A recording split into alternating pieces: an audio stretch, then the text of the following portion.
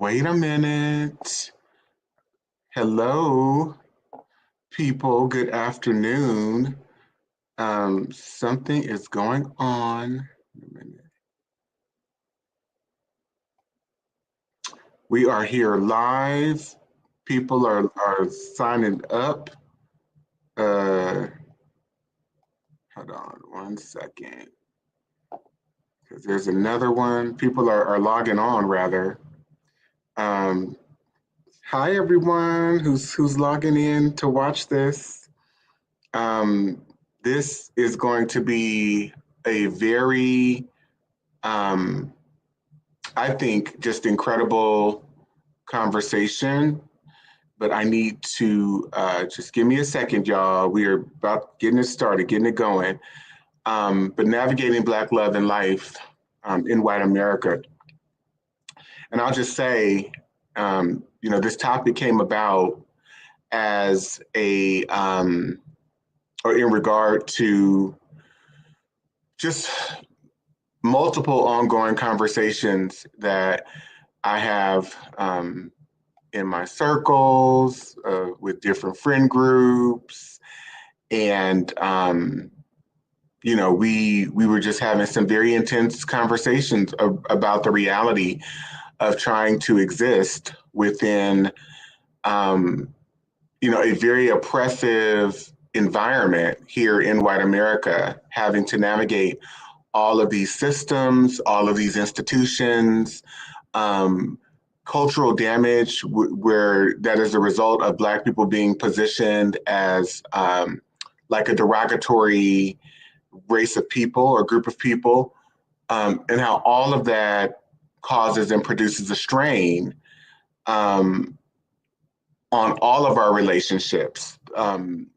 parenting, parenting relationships between children, but in spousal relationships between um, people, whether they are heterosexual and or gay, or bi or whatever. But the the reality is that we're not able to love freely without the disruption and the intrusion of having to navigate white systems. And I'm talking about something as simple as belonging to and participating within the confines of an exploitative system and an exploitative culture, whereby you have people at the top who, through whether it's their familial positionality and or they've been networked in, um, they've been networked into these powerful positions whereby they are getting rich and maintaining their wealth by exploiting other people. And so we have to understand that existing within a white, capitalistic power structure that uses people as widgets to make money, perpetuate the economic success of this country, um, as well as to maintain power, we have to understand what that then does to the people who make up the culture, and specifically where Black people are concerned.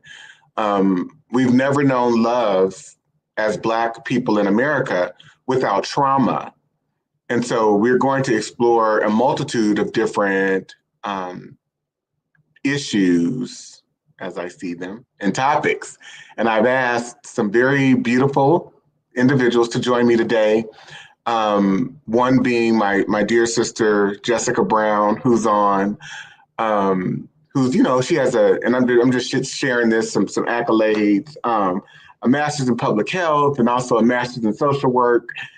So she just does a lot of work in some very important areas. And as someone who specializes in clinical care, it was very important to have her voice as well as a few others. So there are some other Black women who will be signing on to join me momentarily, and you'll see them pop up too.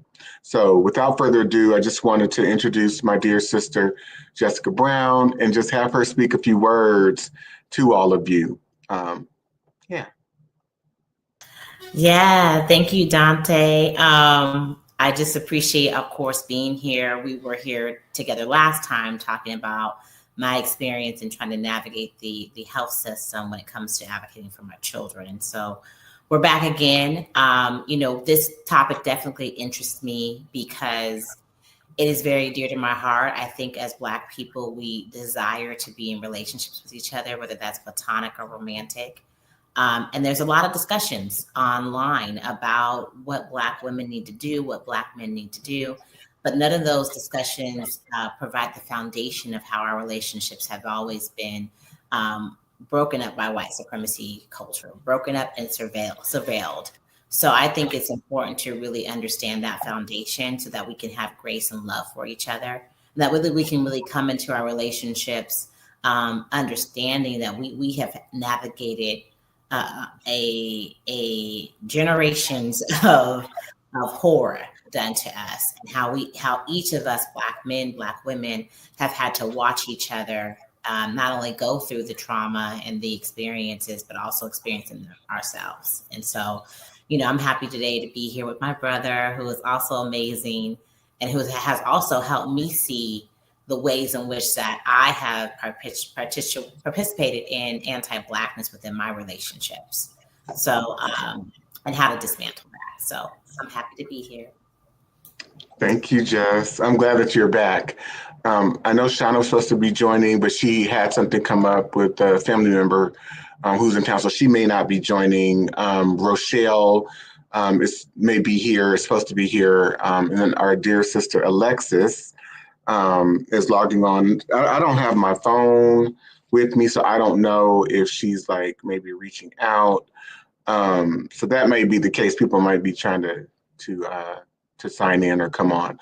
In any case, I always approach things from a historical standpoint because that's my work. Oh, I see. I see Russia. Russia says, I'm here trying to log on. Okay. It's all good, sis. We're in the space. Come on when you can. Um, but yeah, so I think what I was saying is like I always come at things from a historical standpoint.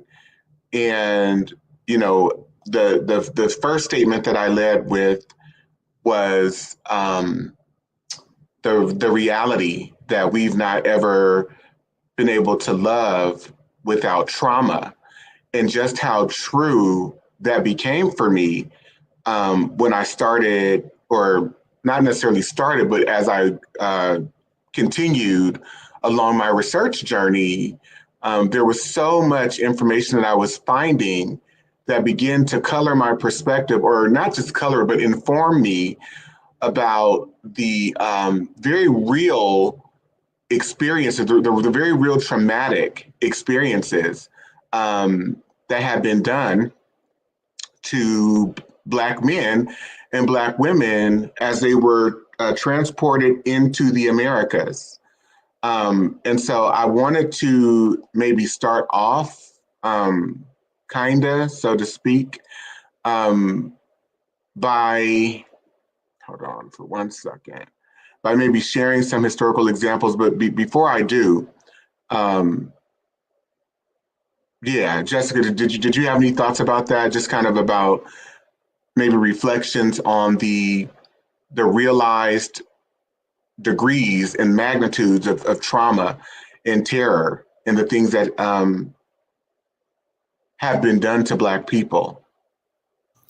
Yeah, absolutely. And one of the things that you highlight in your fellowship is the notion that our capturers knew exactly who they were capturing. And one of the things that they did was they designed the slave ships to be divided, where they would divide men and women. And they would put the men in the most horrible conditions as a way to break them, and put women and children in another way because they were vulnerable. And I thought that was very profound, because I think we always thought that we were together. I don't know. I always thought we were together in these slave quarters on these ships. But even thinking about that start of, let's divide them. You know what I mean? Let's divide the women and children from the men, because I think that they knew that our men would protect us and would be trying to take over those ships. And there are cases where that did happen. So I think for me, where you highlighted the initial start of this was a division of us as they were enslaving us to take us to, the Americas.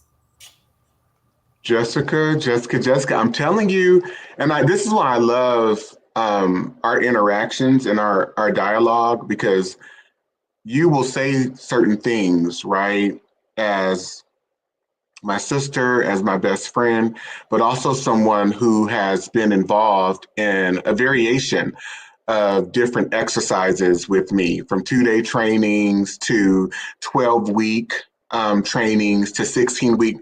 And what it allows you to do is recall certain information that was covered throughout those experiences. There are some things that I don't even recollect that I covered, because the breadth and the reach of my work is so expansive and so large that I sometimes forget. But as you were speaking about that, what you're referring to, and I had to further investigate this as well, but there is an account by a surgeon, and I'm actually going to share, if I may, these two examples. I see Alexis; she just came on.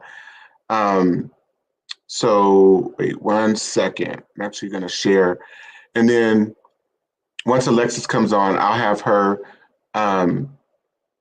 share a few words. And then I'll try to figure out what's going on, Rochelle, so I can get you the link so you can come on too. So here's what I am sharing.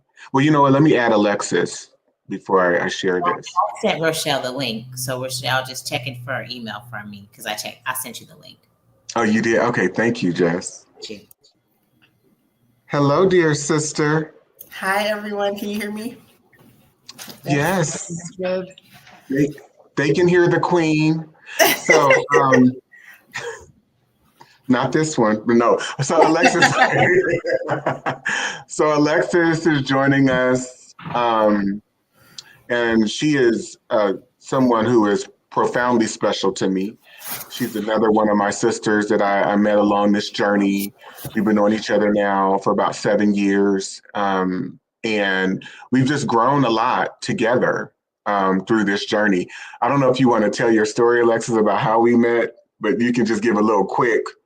I'll do a quick overview, and I think it actually ties into the topic today. So I met Dante. I was working on a project. Someone told me I needed to talk to him. We just kept missing each other. So he finally says to me, just come to my training. It's the Monday, or it was 2 days and 8-hour days. And I was like, I don't want to, I only want to talk to this man for 20 minutes. I don't need to be in no 2-day, 8-hour a day thing.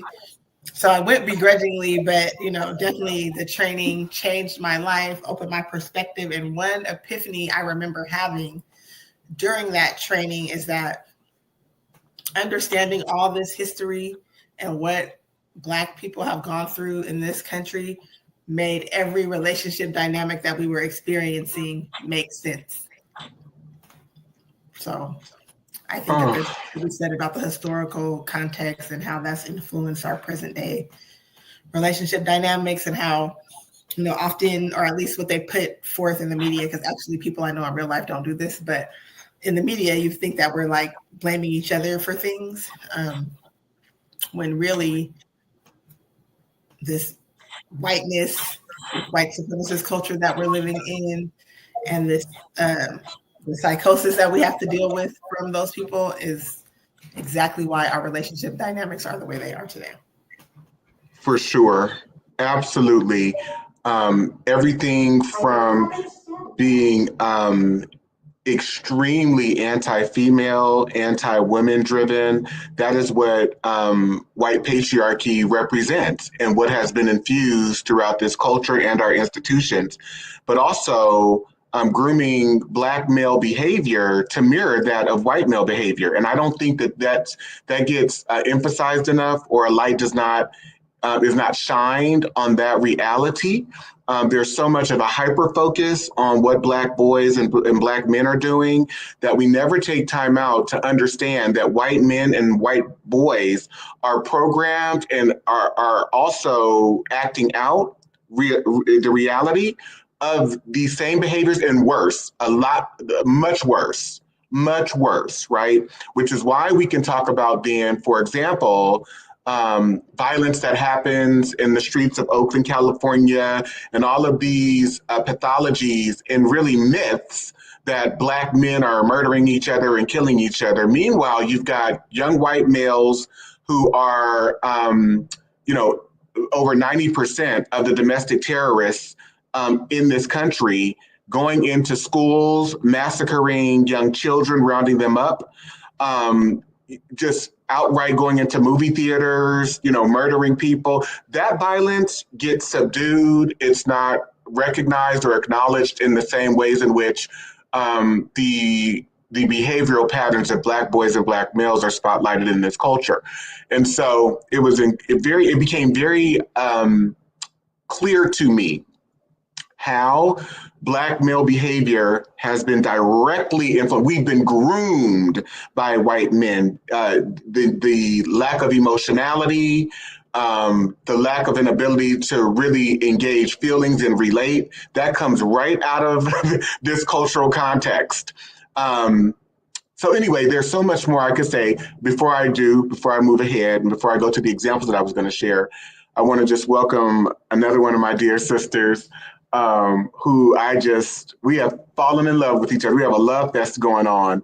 But my sister Rochelle, Dr. Rochelle Hooks, who is just a phenomenal person. Jessica always teases me. She's like, "Oh, all right, you got to vet these people you add into our family." And I said, "It's okay. I know Jess. We call Jess. She's the youngest. We call her the little bully. Okay, I'm just joking. Okay, Rochelle. So yeah, please introduce yourself. Absolutely. Thank you. I met Dante, as many people have, on his journey at a conference, and what he said absolutely resonated with me. From the title of his workshop, I was immediately drawn. And, usually when you go to conferences, you kind of sit in the back. I sat in the front of the front. So I was just drawn to him and what you said. And ever since, it's been a love relationship. You have, like I said, over and over again, you've opened my eyes to ways that I too, like Jessica was saying, was practicing anti-Blackness and didn't even realize it, putting value on things that was not very valuable, and just getting closer to whiteness. And you have helped me begin my journey in healing myself and working with my family, just to have better outcomes, better expectations, and not stress about things that I don't need to be stressing about. So thank you. Absolutely. And I just so appreciate you and Jessica for acknowledging what you said about like working through your own process and being on this journey, because it's the same for me. Yes, I'm doing this work. Yes, I've written books, but I am on a continuous journey to better understand these dynamics, how they function in my life, how they function in my family, the larger Black community. And so I've said, and I will say again here, that I am on a journey to recover from anti-Blackness and white supremacy, because I recognize it and see it so clearly in all of us. The example that I was going to go to, though, that Jessica made me reflect on, came from information that I initially learned when I took a trip to Baltimore. I took a trip to Baltimore, Maryland, specifically with the intent to visit a museum there, which is called the Blacks in Wax Museum. And upon going to that museum, I located, and I'm going to share with you, just a lot of pictures, a lot of information that I was able to collect. And they have a depiction in that museum of a slave ship and some other information. And so I'm going to share some of the pictures from the slave ship. Well, I'll actually start with some, to give you all kind of the full experience, with some photos of Elmina Castle, which is located in Ghana. So here we go. And I'm going to read the passages that Jessica was referencing.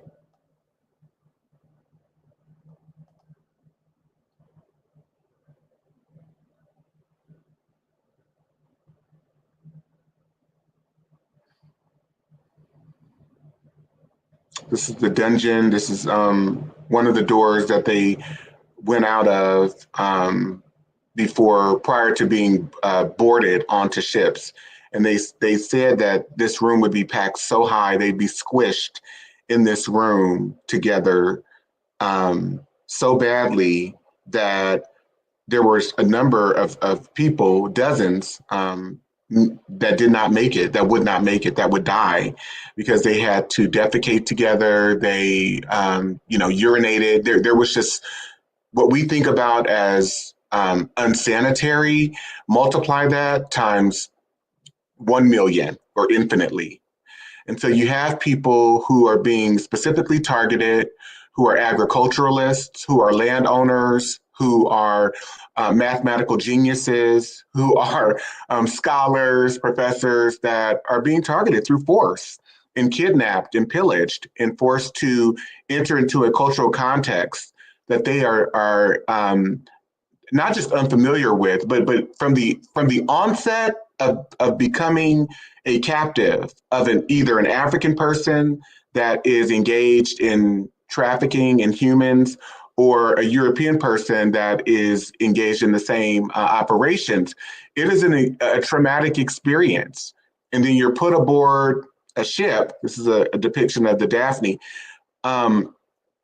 where you have no associates. Your family is not there. Like, most of the people are unrecognizable, and you're trying to make sense of what's happening to you. So the experience is very traumatic. There's a movie about this too. It's titled after the song Amazing Grace, because Captain John Newton, he wrote that song, but he's talking about how full the ships are with bodies, and how, ever so often they wake up to find that there are many people who have died because of the unsanitary conditions, and they were, as we know, throwing them overboard. But he was a minister, he was a slave ship captain who, at the end of his life, he repented, so to speak, as a lot of white people do, they repent once the madness has been done. And then, he became a minister, right? So he's also the author of the song Amazing Grace as well. But to Jessica's recollection, right, and these are some pictures from the Black and Wax Museum.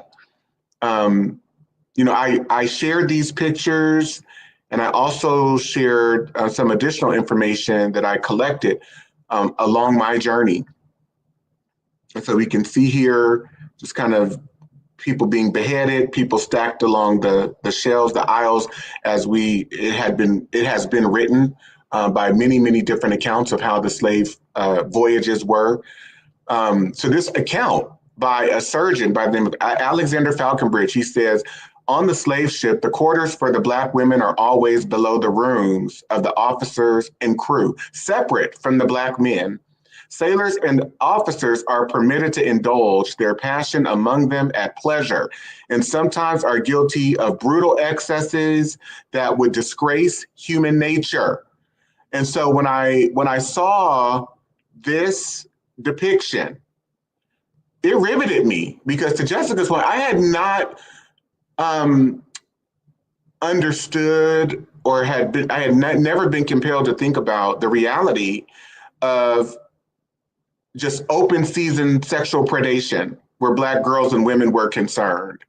And so this account says, this is from the department, the archives from France, 1777, Captain List was worse than his crew members in taking advantage of the defenseless female slaves. Felipe List pushed his brutality to the point of violating a little Negro girl of 8 to 10 years whose mouth he closed to prevent her from screaming. So how then can people who are going through this type of tragic abuse and it not ever being fully interrogated, engaged, and them not feeling any protection, how does that make for being able to be healthy or in a space where you're able to be in relationship with anyone, or you're able to be healthily available psychologically and emotionally to parent that child that you're having, to be in other supportive and healthy relationships with other Black women? I mean, these experiences inform every area and aspect of our lives. And so I'd like to get, your thoughts on what I just shared.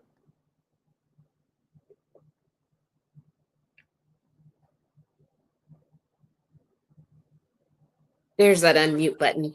As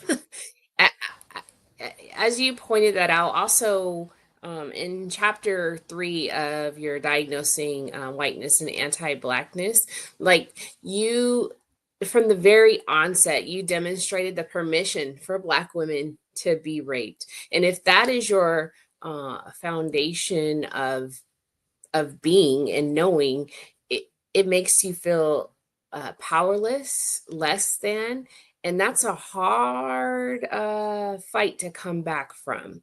In one of the particular story you pointed out, even though it was not on the slave ship, but even after slavery, the one particular story, that horrific story about Recy Taylor, when she knew who the rapists were, but there was still no recourse, and her husband wasn't even able to protect her. So it continues to manifest not only with women, but beyond the women. So that's to me it's very challenging to have a normalcy after that type of treatment.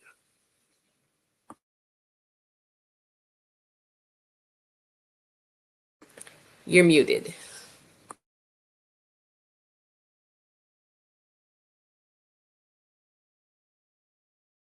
Sorry, y'all. I'm over here getting some other stuff together too. But I was saying, I agree. I agree wholeheartedly. And I thank you for sharing that perspective. And then I called in Jessica. Yeah, I mean, it's I have so many thoughts on it because, it's extremely traumatic to hear. And then that's just us coming over here, right? Then when we get here, we have these breeding plantations that I don't think a lot of people know about, because they don't show us that. They show us the cotton fields. They don't show us the plantations where they were forcing Black men to rape Black women and Black girls in order to continue to breed us, right? And so when I'm thinking about this, the horrors of it and how it's been kind of socialized and normalized, to Rochelle's point, that evilness and dysfunction and predatory behavior has been socialized into us. So when we hear about the sex trafficking of young girls, when we hear about the sex trafficking of young boys, I don't think we are connecting that to our iteration of being here, the inception of being here, and what we've experienced as a people, and that epigenetics that continues. Just real quickly, when I first had my daughter, I kept having visions of someone taking her, of these white people coming into my home and taking my daughter for crying so loud. And I don't even know why I had that, right? But as I'm looking more into just the ways that this is passed down to us, where it's embedded in our DNA, it could have been that this was an ancestor of mine who experienced that, right? Of course. And so I'm feeling that very deeply. And it's hard for me to even think about being in that time, because I have a young daughter, and seeing some white person, some adult male, just be able to take her whenever he wanted to. And I don't think, as we talk about our relationship with each other, that we consider that sexual trauma that has been both put on Black men and Black women enough. We don't talk about how that leads to even our sexual addiction or even our sexual trauma, because we've never had ownerships of our bodies. And I think that has to, in these discussions about how we have better relationships, that has to come in. that's not so far removed from us. Some of our grandmothers and grandfathers experienced rape and sexual abuse. Some of us experienced sexual abuse and rape. And so, that's this country's orientation. And that's how they see, Black women and Black girls, but also that's how they see women in general here. It just happens on us because there's this narrative that we do not have ownership and our humanization is not applied to us. But it really, that seeing those images, Dante, really, it brings a point home of how these things have been embedded in us, and they've been socialized and normalized into us as we're witnessing this. Agreed, absolutely. And I want to hit on another piece, but I'll do it out after I bring you in, Alexis, because y'all know y'all will say one thing and it will trigger me to go. So Jessica, you said a lot, and I want to come back to something that you just pointed out. Alexis? I agree with everything that's been said. And just, adding on to that dynamic. So there's the sexual trauma and the piece of like, your body's not yours and anybody can come in and do whatever they want at any time.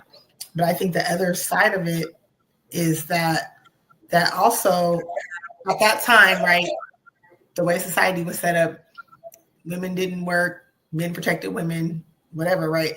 They are putting the message forth that these men cannot protect you. And they're letting the man know that too, right? We will make it so that you're able to protect. So then we fast forward to today, where we're still trying to fit into these white supremacist ideals of the man provides and protects. And it's been set up for, in general, right, our men not to be able to provide or protect. So then we're over here, oh, he's not doing this and he's not doing that, right? So it just back to the point that understanding all this history just makes everything that we experience today make so much sense. And I think even the way that we're looking at each other for partnership, right? Obviously I'm generalizing, but he got to protect and provide. She got to be able to, do these sexual things in this way and cook and clean and all that stuff, right? So just that even like what we're looking for, not looking at character and value and morals, but like, are you checking these things off on a list, right? Yeah, you're talking about the sociocultural programming, the way that we've been programmed in terms of what we value, the things that we deem important within the confines of a toxic culture, because the toxic culture has made these things important. And so for young boys and men, emotions become unimportant. You are seen as weak if you're able to engage your emotions. And then you've got the power structure that then incentivizes, for example, Black men. Let's just talk about the rap industry. You have a power structure. It's not the Black men that's doing this, right? The Black men are talking about their experiences and what they've been surrounded by and what they know and the things that have happened in their neighborhood. But you've got a white power structure that will then take Black men named Snoop Dogg, Black men named Dr. Dre, Black men, and produce and then put money behind a machine, behind an album and a song called Doggy Style, in videos that project and center Black women. And if this is the only means of survival for people, those are the opportunities that they are going to take advantage of. But let's be very clear. It's the hypersexualization of the Black male. It is the hypersexualization of the Black female. And this is all coming at our demise, essentially, because it is destructive. White America promotes destructive behavior where Black and brown people are concerned, specifically where Black people are concerned. And so we have to understand then the politics of hypersexualization and the economics of hypersexualization. Because going back to Rochelle's point, going back to Jessica's point, the sub-institution, or I would say the co-institution of that of slavery that never gets named, is the implementation of legalized and customized rape culture, legalized pedophilia. These are legal, political, and economic institutions in America. And to understand the reality of it, I'm also going to share an additional piece that hardly ever gets highlighted. Give me 1 second, and then I'd love to bring you back in too, Jessica, and then Alexis, and then you too, Rochelle. But looking at, for example, the age of consent, the historical age of consent and marriage for girls. So we can see here that in England, back in the 13th century, the year 1275, they established that the age of consent for girls upon marriage is 12 years old. That law, under the English power structure, then the American US power structure, remains in effect until roughly the 1890s. 1880s, 1890s, the US culture has adopted that. By 1920, the age of consent, after the white women started this reform movement, by 1920, the age of consent was roughly 16 years old across the board in most states. But you have a culture of predation. So English common law, which heavily influenced the early legal framework of the United States, established the age of consent for marriage and sexual relations. Under common law, the age of consent for marriage and sexual activity was set at 12 years old for girls and 14 years old for boys.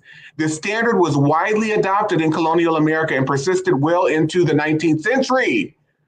So you could be betrothed, engaged at age 10. At age 10, and it was questionable whether, if a young girl had been assaulted, being above the age of 10 years old, at or above the age of 10 years old, it was questioned whether or not it was actually rape, because they believed that by age 10, young girls could consent. Thoughts?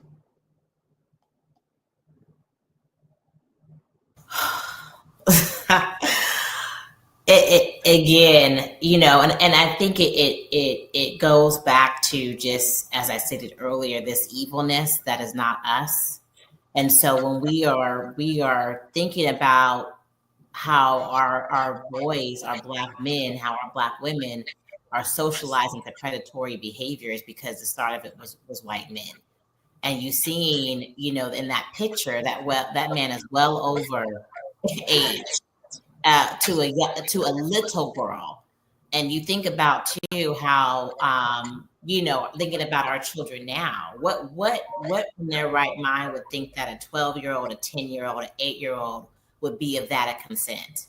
And I think going back to what we talked about earlier, those breeding plantations, and when a young Black woman got her period, sending her over to that breeding plantation to again help their economic interests, no matter what horror and what age it was for us. And so I just, I have so many thoughts that it plays a part into some of the narratives that we see today, the way that young women are sex trafficked, including in some of these institutions like the NFL, the NBA. All these larger entities are taking on the ideology that we've had in the past of not valuing women and young girls and young boys as well. And like I said earlier, Dante, really socializing young men to become predators. Yes. Everything that we do, the rap music, the TV, it's all to socialize men, particularly Black men, into being predators. Absolutely. And we have to understand white male predatory hypersexual behavior and the perversion that's located within and throughout the white community that never gets spoken about, that hardly gets spoken about, that makes it so that white people are able to project throughout this country and around the world images of their family values, images of themselves as astute, responsible people who kind of have it all together. And so there is this psychological myth, is what I'll call it, or psychological delusion that people have in terms of how we are compelled and socialized to think and believe about white people, white men, and white women. We're not compelled or programmed to see them as hypersexual beings, as predators, as all of these things. But to Jessica's point, we have to understand that historically into the present, they have shaped rather and designed all of these realities that we see before our eyes today. And so if ever, whenever there is a question about or an observation about what Black women are doing or what Black men or boys are doing, we must understand that white men are responsible. And that is what my book lays bare. And it's not the blame game for the sake of trying to not be accountable or throw off any responsibility. It is to put forth a set of facts that actually prove what I'm saying. It's not my opinion at all. You can see it, for example, and I'll just share some images before I bring you in, Alexis, or some examples. And I shared some of these previously, but I'm sharing them for the sake of our talk today. In 1662, you've got in this law, this ruling rather, in Virginia by the General Assembly or the House of Burgesses and the Grand Assembly that saw this case, but they ruled that the heredity of slavery as a legal condition, as a legal identity or class of a person would be confined to the uteruses and the vaginas of Black women. In this one ruling, they said, you know what? We're not going to hold white men accountable, the white men who are raping these women accountable and fathering these babies, because we don't want the white males implicated at all. And we need to ensure, both for political, economic, and cultural purposes, and Dr. Frances Cress Welsing, also to ensure that we are not genetically annihilated, we need to ensure that white men are not implicated as they are widely raping these Black women. And so they say that the identity of the child is now going to be transferred to that of the mother, the Black woman. So the white men no longer have to take responsibility. They're not implicated in the rapes of these women. That goes unacknowledged from this point on, legally unrecognizable. They're not implicated in parenting the children. They can have they can commit as many rapes as possible, leave as many children around as possible, and there's no responsibility. And this becomes very important, everyone, because I want you to think about what message this is sending to Black boys and Black men about how you treat and regard Black women and girls. How do you also respond to when you father a child? You see before you a whole culture of people just going about raping Black women, raping Indigenous women, raping white women, even their wives, but they're leaving a multitude of children around throughout the colonies and throughout the states. And Black men are being groomed and socialized to also commit these predatory acts where Black girls and women are concerned. So how then does this shape the interrelations between the groups? Because even if I'm a mother, if I'm birthing children, I may not be able to fully embrace my male child because so much trauma has happened to me. And then that male child is socialized to think of me, his sisters, and as Jezebel, as this, as that. It is so incredibly complicated. So Alexis and then Rochelle. I just, going back to your, when you were taking us through the law and when the ages of consent started to change, I would say that probably only happened on the books, because I think even in current climate, you will still see adult males approaching young girls. I think, as I'm not going to speak for the other women on the panel, but I'm pretty sure we share an experience of being underage and being approached by adult males, even as young as 11, 12. And then online, you see all the, if she's 18, then I'm doing this. And it's like 18-year-olds are still in high school, so it's like if she's 18, then that means you don't have a problem if she was 17, right? Or if she was 16. So I think that we still see it. It's not on the books anymore, but we still see it in the culture of like, this is what if I want to do this to any woman or girl, I can. That age really doesn't matter to people. And that, it's on the books because I think of other things we have in society now where you got to go to school to a certain age. You got to do those types of things have kind of started to influence that age of consent. But I just think it's awful that it's still a current day, present dynamic. And then I also wanted to touch on, Jessica had brought up like tying the connection to human trafficking. And I think that often when people hear human trafficking, they think of women coming from other countries, particularly like Asian countries. But I know they did a study. I don't know if this is true across the US, but I know they did a study like in the Bay Area, and it's actually Black girls that are being the most trafficked, Black girls out of the foster care system, right? And so it's like, there's just so many levels and layers of even how we're ending up there, right? It's true. Connecting all these things. To your point though too, Alexis, in this for example, and not that we're going to stay here, but the age of consent conversation, if you have an age of consent, go with me, standards being set by men about how girls and women's bodies work or should work, and the age by which they should be able to be fully mature, fully adult, like all of these standards are being set by men. Do we even know if 18 is the proper age by which that somebody should be considered an adult who is female, right?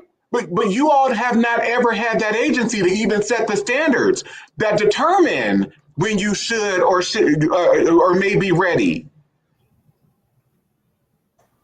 Yeah, and I think, Alexis, you brought up a good point when we were talking before about how teen pregnancy has gone down because of the age of consent going up, and that just shows, how this predatory behavior of the lowering of the age of consent, how these teenage moms were being impregnated by older men, right? And I think, Dante, just real quick, what you really brought up to me is that we have suffered through a cognitive distortion when it comes to white people's morality.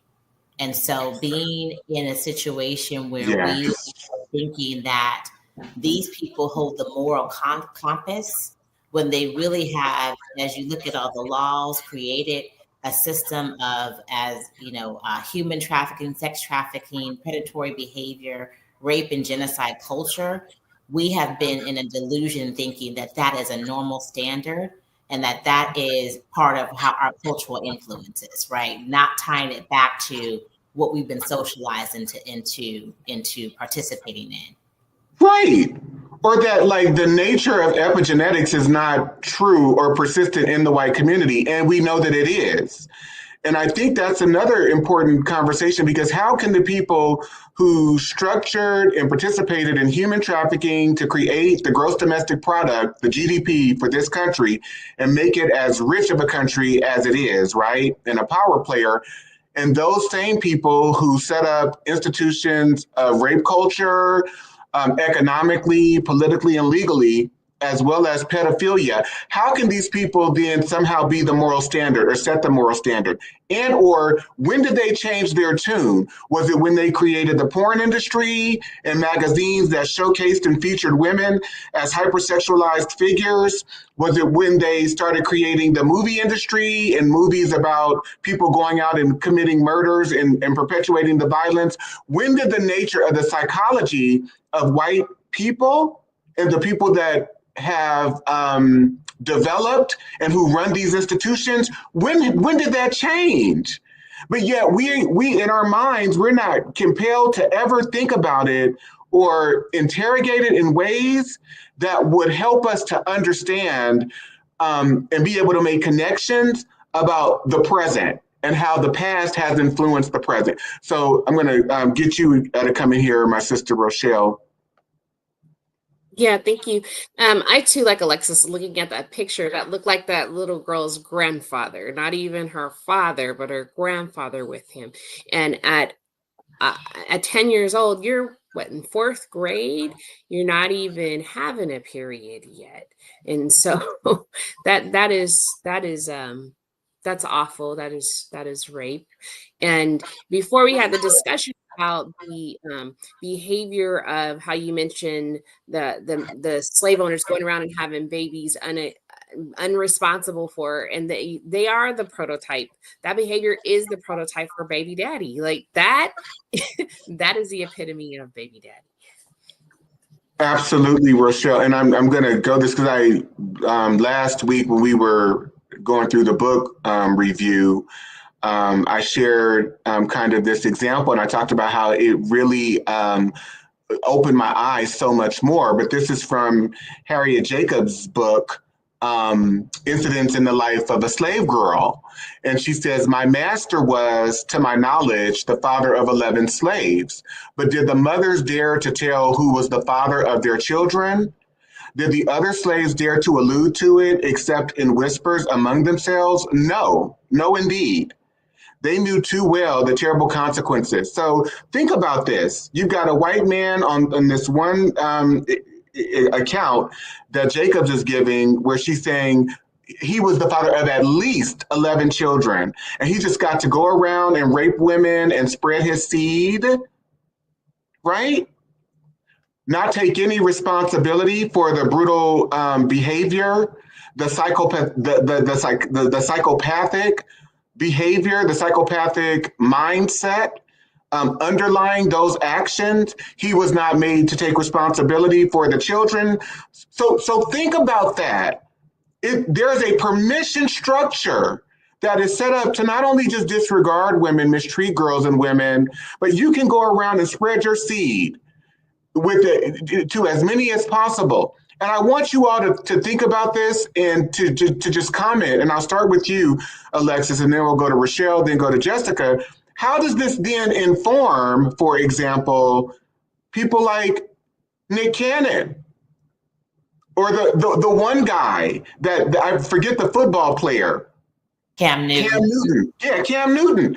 How does this then inform that behavior? It's made it okay. And women are not just unprotected, but infinitely vulnerable.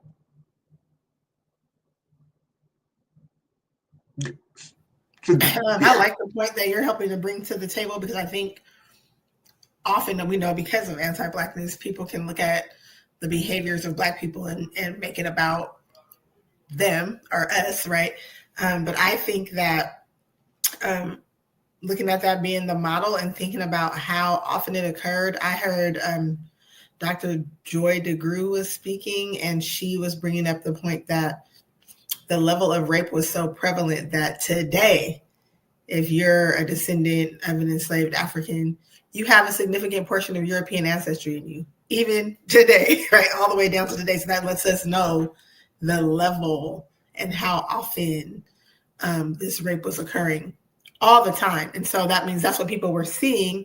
And it's just making all these connections to the point of like men producing children and not feeling like they need to be responsible for them, or that they don't have to have a role in their life. I think there's like a young athlete, I don't know if he's basketball or something, that just Anthony Edwards. Yeah, paid the 18 years of child support up front, so he don't got to pay nothing. And he's said, I don't want anything to do with the kid and all this stuff. And I'm like, that is your child. Like, how could you just be disconnected? But then thinking about the behaviors that we observe from white men, they had children, they were producing children and then enslaving their children and not giving a damn about them, right? So because the mother was Black, like it's a lot. There's a lot of things going on there. Yeah, so this is making me think about a lot. Yeah, Alexis, I agree, and we too have that same psychosis, and that's why we need help too. And I do appreciate the through line, because yes, Dante, you're talking about historical events and tying it to today, which to me is extremely important. So we can see that these behaviors haven't changed. We haven't gotten well. We haven't recognized it. And Alexis, I agree with you. It's not just looking at what happened, but what's been happening, what's supporting it to continue to happen in this way. And I as you showed, Nick Cannon, he also needs help. It's not just about finances. That's not what it takes to raise children. It's your time, it's your energy, it's their guidance. So right. we need help too. And I think in those examples, they are severely misguided. I know Nick Cannon tries to tie his fathering of multiple children to how we were in Africa. And I think that is a misrepresentation of what it meant for us we were intentional parents. While there might have been polygamy, there was also monogamy. There was also, but those communities did things from a very intentional place of community and raising children. That's not what we're socialized to do here. And Alexis, I thought that was a brilliant point that you made. We've seen white men discard and detach from their children, even put them in slavery. So yes, we were forced to be socialized to detach. And a lot of our Black men, giving their lack of power in that situation or lack of humanity for that as well, did not have the power to protect and build an emotional attachment to their children. And they just pass that on to what we're seeing today. The other thing I think too, what I think is even more is very predacious about Cam Newton and Nick Cannon is, and Cam Newton just said this on one of his podcasts, how he purposely goes after women's souls.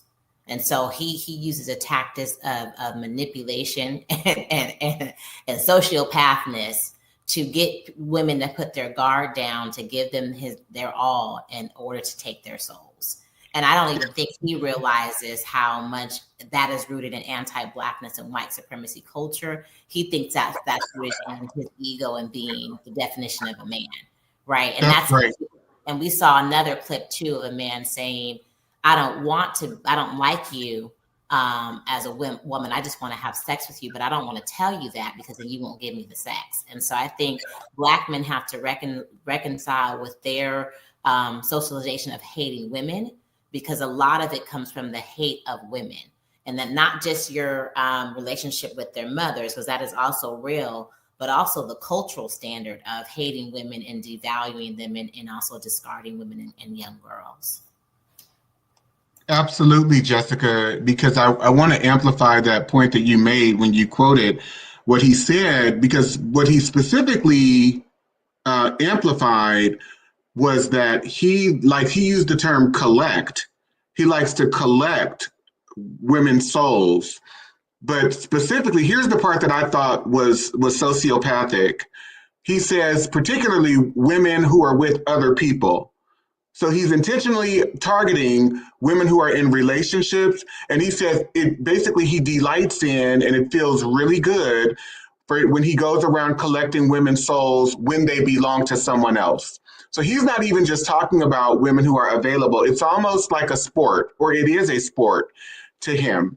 And that is what is so alarming, because you're talking about the denigration of women, the defilement of their bodies, and anyone wanting to throw an African reference in, or this is the way the Romans did it, who is to say that those playbooks were right either? And that's what we have to contend with, because we don't, we're not programmed to respect or accept or encourage women to go around and have as many partners as they can have, or as many husbands. It's not a double standard. It's a cruel programming whereby we have been programmed to expect and think that it is okay for males to go around and really just traffic themselves. But not only that, because within the framework, within the actual framework, the reality of that type of behavior, you're dealing with people who are not able to relate or connect and stay in one place. This is unstable behavior. These are unstable people. These people are not socialized in ways where they are even remotely ready to be, connected to anyone in a responsible way. And so again, I am not, and let me be very clear, this is not about talking about and isolating Black boys and men. No, this is about making connection into the ways in which we have been socialized and influenced by predators who are white males who have controlled everything about the cultural, institutional landscape in our society.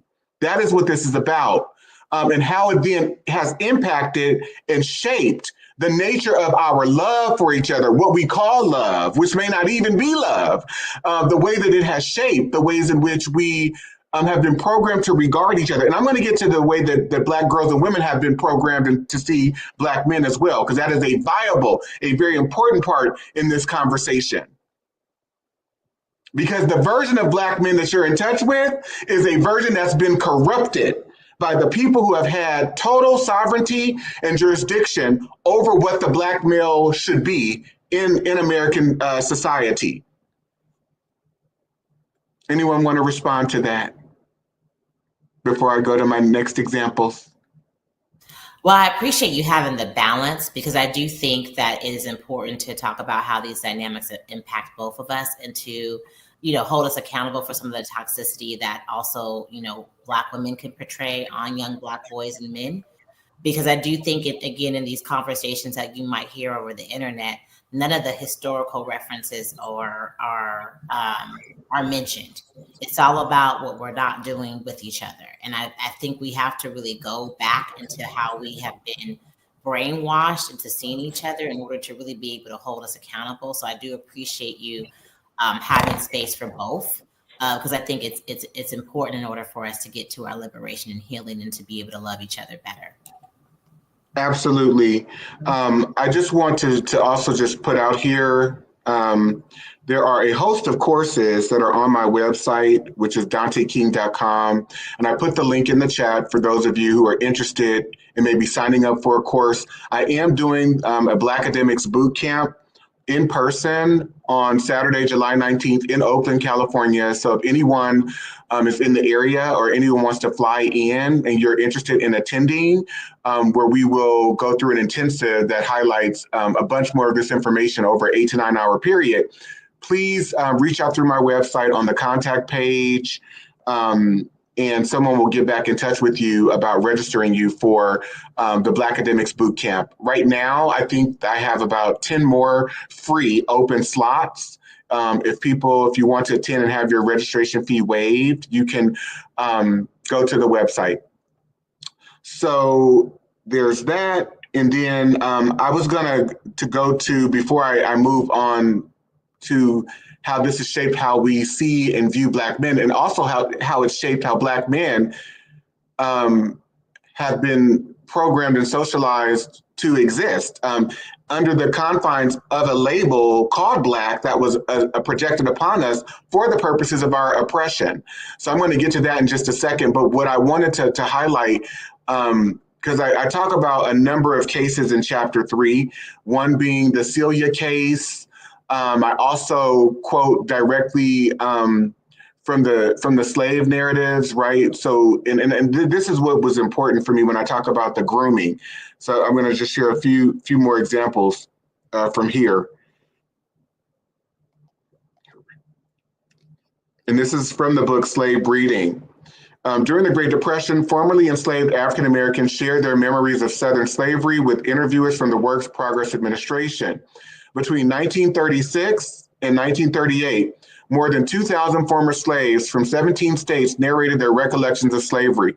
According to the former slaves, slave breeding relied on the existence of plantation studs or bucks and breeding winches. The language that some slaves used to represent coercive sexual acts was sensational, but it served an important narrative purpose. It reflected the moral depth or immoral depths that slaves believed white men and women had stooped to in order to keep them enslaved. Julia Malone, for example, remembered that her mother was a breeding wench. Think about that terminology. My mom's a breeding wench. That's her job. That's her full-time job. That's what she does. She claimed my mammy was a big woman. Peter Brown insisted that slave masters prized fast breeders. So now you get a prize because you're able to bear these children healthily at 8 months, maybe 7 months, but you're having them and they're surviving. So we're going to give you a trophy and or certificate. You might even get to eat a nice cooked meal inside of the house for a week. We're going to incentivize you. Brown stated that his mother was a fast breeder, giving birth to 3 sets of twins. Steve Robertson reminisced about his father's sexual prowess, referring to the existence of plantation bucks.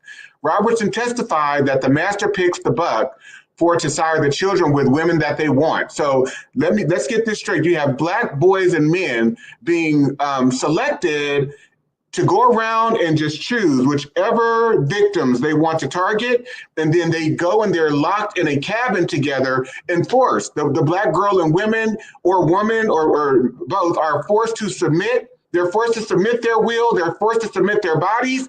And these Black men are also forced to rape them.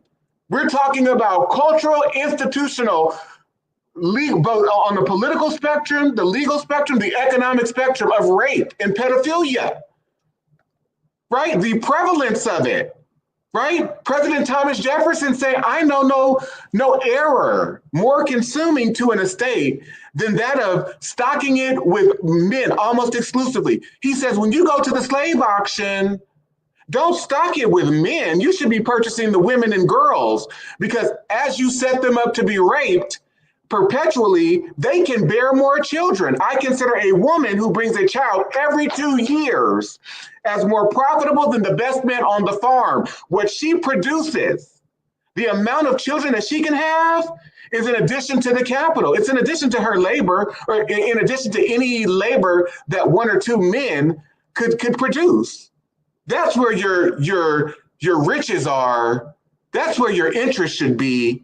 And so we're talking about a cultural institution permission structure where white men set up institutions of rape. These are pimps. These are pedophiles. And they're orchestrated in very strategic ways, in very official ways into this culture. They're orchestrated and embedded into the culture. Rochelle, Alexis. Yeah, when you shared that before, you really turned my thought process upside down about how we revel and celebrate and how the President's Day and our founding forefathers. And you said, well, what if we said exactly what they were doing and who they were, and said, our forefathers were pedophiles, they were rapists, they were pimps, they were drug traffickers. That would spin the whole narrative in a quite different way.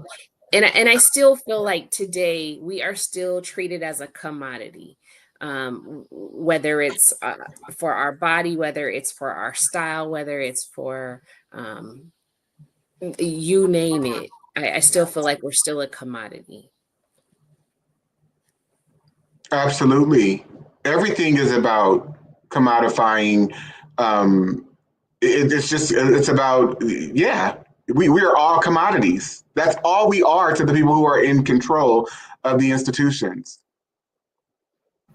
Alexis? What was coming up for me as we were reading that narrative, just really like putting myself in that space and thinking, these men and women potentially like grew up together, right, as children. And then so now they even threw Dante in a room with Jessica, Alexis, and Rochelle and said, have kids. Like, so what did that do to the psyche, to the relationship, just all of that?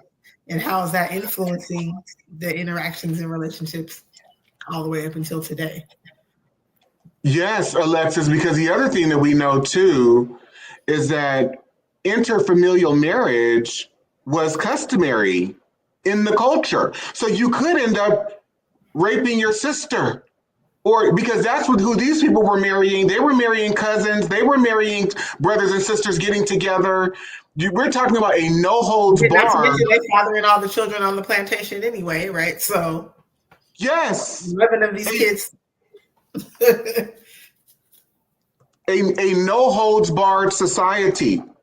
And Jessica, I see you wanting to come in.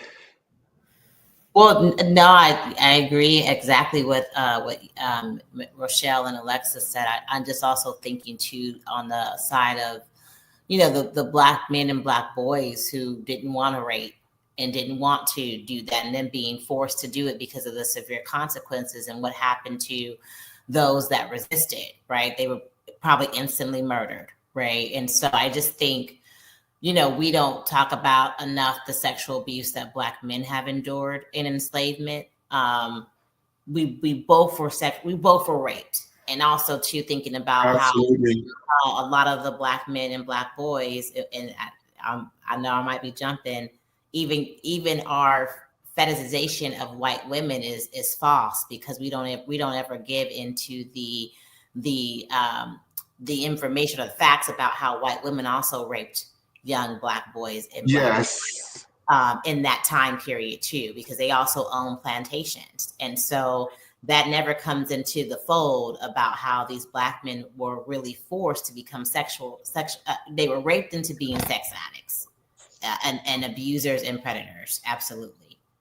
Yes. And so what then, through these experiences, are Black boys and men learning about what it even means to be a Black boy or man?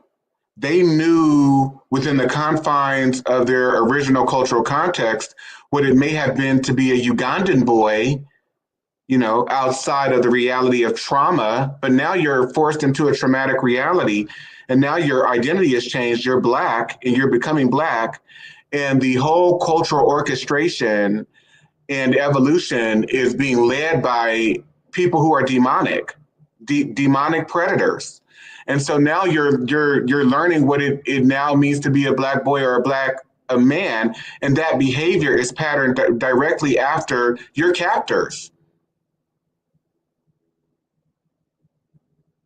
So I'm going to go to another example, right? Because I think this becomes very important to just what we were talking about, and then I'm going to switch gears in just a second to go and highlight some of the Black male experiences that begin to emerge throughout the colony. So, or throughout the colonial period. So give me 1 second.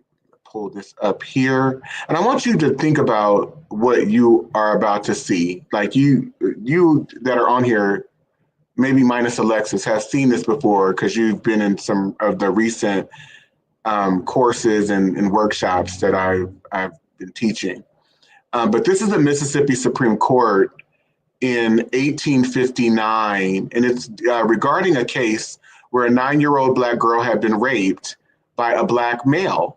It doesn't cite the age of the Black male, but it, so I don't necessarily know exactly how old he was, but it's saying that he was a man, but we just don't know. But what they decided in this case is that young Black girls and Black women, because Black women are hypersexual creatures, that rape could not be committed upon them, and that rape was only rape when it pertained to white women. So the court concluded that a male slave could only commit a rape upon a white woman.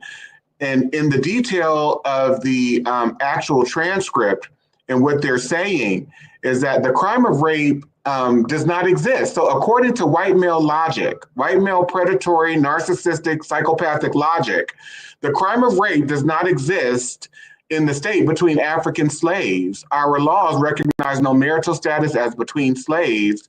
Their sexual intercourse is left to be regulated by their owners. The regulations of law as to the white race on the subject of sexual intercourse do not and cannot, for obvious reasons, apply to slaves. Their intercourse is promiscuous, and the violation of a female slave by a male slave would be rather a mere assault and battery. So I want you to think about that. Who is making the laws and designing what is criminality and what isn't? So let's get this straight. Young Black girls and Black women can't be raped because we're projecting our idea that they are hypersexual, hyper promiscuous, right? That idea is promoted and projected onto Black girls and women for hundreds of years. And then white men take and realize their fantasies by projecting these fantasies, these very distorted and perverse ideas onto Black women. So much so that, what do?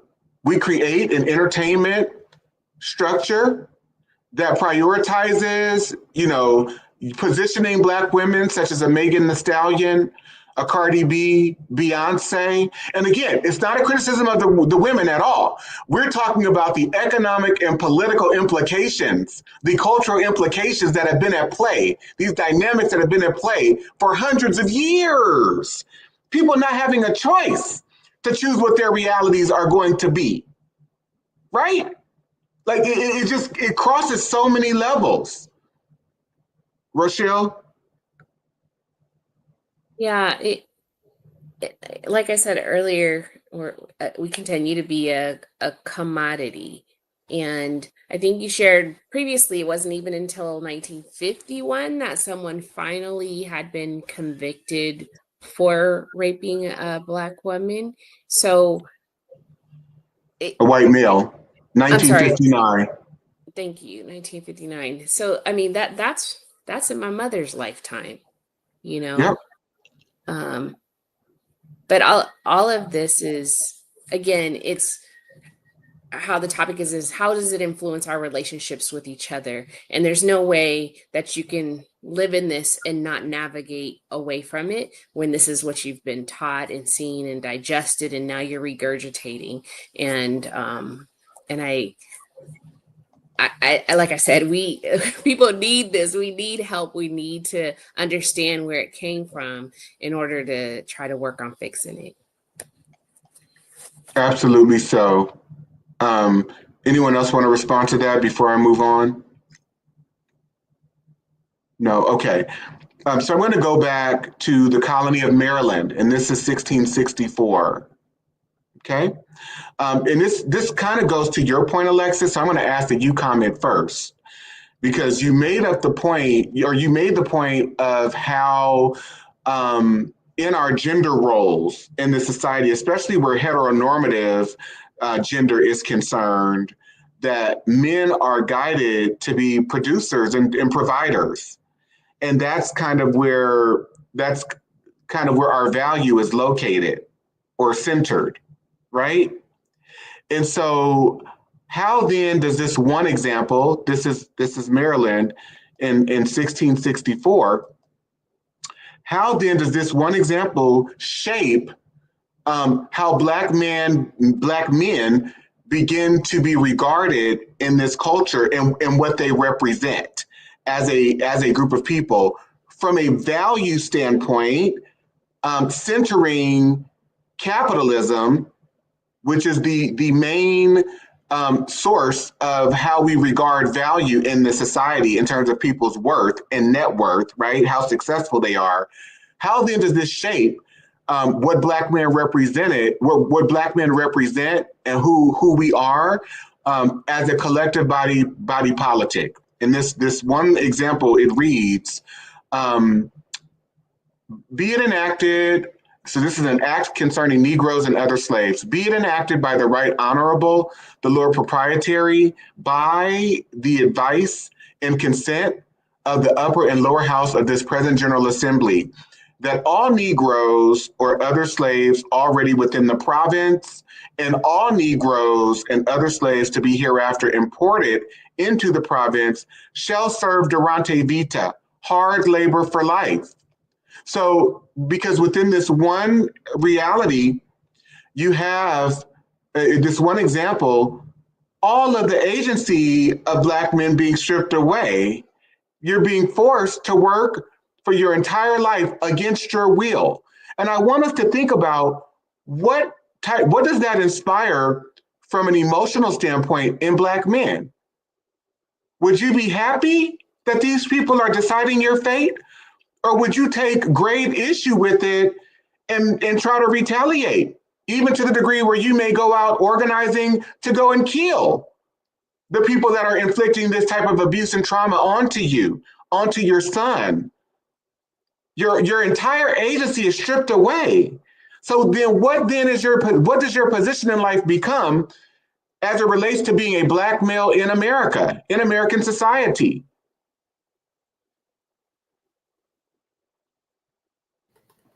I'm like sitting with that and thinking about the emotional space. And I think what, kind of comes up for me is thinking about, you're going through this experience, you're upset, you're angry, you're feeling all these things. And who could you even take that out on? Like, who could you even talk about that with or actually do something? So that kind of is in that like emotional, physical abuse space, right? And then also it makes me think of how this set people up for, I'm trying to choose my words carefully, the criminality that as it is defined by the power structure, right? But sets people up for going down this pathway of, I can't get it the traditional way, so I'm going to go outside of the system, right? And generate money. And I think like, I often am thinking when I see like these young men that end up being in prison, I'm like, why was money so important that it was worth the risk of that, right? But I'm just thinking about how this set up all that dynamic that we see today. Like, I can't get it the traditional way. And the value that's placed on me is about my ability to have this thing. So I'm going to do whatever it takes to get it, even at the risk of being in prison for the rest of my life, where it doesn't even matter because at any point in time, you could decide that you want me to have that experience, right? Yes, and not even that, just that, Alexis, but I actually have to have resources in order to survive for myself. And that's even further magnified if I have children or if I'm taking care of my parents or having to contribute to my household. I know that that's a lot of the experiences of young Black children having to contribute to the household. So, of course, when you're going out and you're making choices to survive that you need to make in order to survive, because you understand very, very quickly as you grow up and develop in this culture that most of the opportunities that are on the table for other such men and boys are not on the table for me. And you realize it by looking at your surroundings, experiences that you have when you go to look for work or when you go to the store and people are disregarding you and mistreating you. Through the culmination of all of these experiences, you realize that your worth and value is located in the abyss of how this country regards a person of having status and worth and value, and that you cannot access and or reach the same types of opportunities that are on the table for mediocre, inadequate, incapable white men and other non-Black men. Jess, and then Rochelle. Yeah, and I think bringing that to now, right, it ties that only a Black man's value is through his work, right? And so you see this kind of notion about, Black men having to be, like Alexa said, be these providers, but how can you be a provider in a system of white supremacy culture? And if you're tying that to your worth, as Alexis was saying, then that worthlessness is transferred over into how you feel about Black women. And we've seen cases, where like in the 60s, or 50s, they talk about men coming home, Black men coming home and acting abuse on their wives because they've had to deal and navigate through white supremacy culture and suppress their anger because of the retaliation of being an empowered and confident Black men. So I think it just trickles down into, again, why our relationships could be so divisive and so hard and based off of trauma, because we're trying to navigate this very notion of the worth being tied to the work, even though the system is not going to allow Black people to only get so far. You also make me think, Jessica, when you say tying a man's worth to his economic earning, I also feel like the man's worth sometimes is tied to his sexual prowess, his sexual ability, unfortunately. And when you showed that the law about coming over here and serving, hard labor, and we talked about that at some point we became Black, but before we were Ghanaian and we were Ugandan and Nigerian, we weren't Black. And I can't imagine coming over here and you're stripped of that. You're losing all of your identity and your culture and your person. And now you're just lumped to come over here and work. And I can see how all of this culminates to who we are today and the struggles that we are having today. Absolutely. I was going to get there too, Rochelle, about the penis fetishization of Black men and the penis envy that white men have been preoccupied with forever. So much so that when you go back, for example, to Winthrop Jordan's book, White Over Black, he details in a very robust and stark manner these associations that were made between Black men and chimpanzees, and how Englishmen were writing about the genitals of Black men, the genitalia of Black men, and how large it was, and how they just couldn't believe they had never seen penises like this. And this is way back in the 15th and 16th centuries, before the English come and invade the North American continent. And how that then translated into, my bad. He's actually talking about the 17th century too, and the English being implicated, and how when they first came into contact with these Black men, this was a part of their observations. And so you can tell by the use of the Black male penis in this culture and the way that it's been manipulated and used to go out almost as a weapon, not almost, but as a weapon against girls and women. The Black male prototype, or our identity, and what supposedly represented in our identity, is that we too are hypersexual beings that can be used to be groomed into participating in rape and pedophilia, which again is being facilitated and engineered by white male leaders. Okay. And then Jessica brought into the fold the role that white women play in asserting themselves, aggressing young Black boys and Black men who may have belonged to them, who may have belonged to their husbands. And Dr. Stephanie Jones Rogers, she does a really great job in her book, They Were Her Property, about detailing the role of white women during the antebellum period, and how by 1860, they were roughly 40% of plantation owners. So the degrees of agency are never comparable. To the degree that even right now, when we look at interracial relationships where white women are concerned, their non-white partners, and specifically Black men, are disempowered because white women hold all the power and control in that relationship. Just ask Jonathan Majors, but I won't even go there. But we have to understand the way that penis fetishization in the bodies of Black boys and men has forever been positioned as hypersexual in this culture, in the ways that we've been positioned in similar ways to Black girls and women.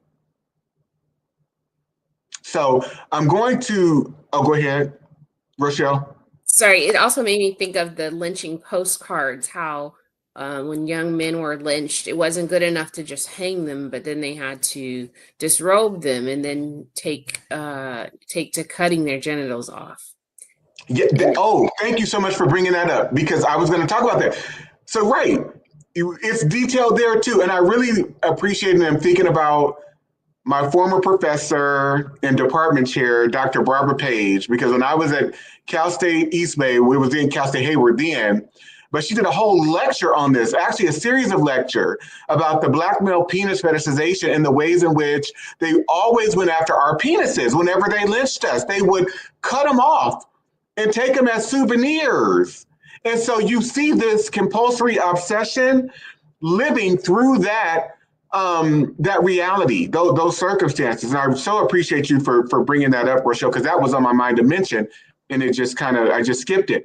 And so to Jessica's point, you have these dynamics, or Alexis, I think you might have alluded to this, being set up with about Black men. What does this inspire within the collective group of these males that are now called Black boys and Black men? Can we all agree that it may inspire some anger? Yeah. You're going to subject me to hard labor for life? You're going to subject me to watching you rape freely my sister, my mother, my daughter, and there's no way for us to respond with any political agency, with any type of agency or collective group power. There's no way for us to stop it. So yes, it inspires anger. And so do you know what white men do?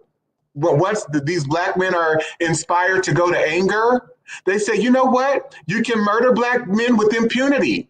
So whereas the only law enforced for the punishment of refractory servants resisting their master, mistress, or overseer cannot be inflicted upon Negroes because they are so stubborn that they are not taking freely or casually all of these acts of violence that we're committing onto their daughters, onto their mothers, onto them.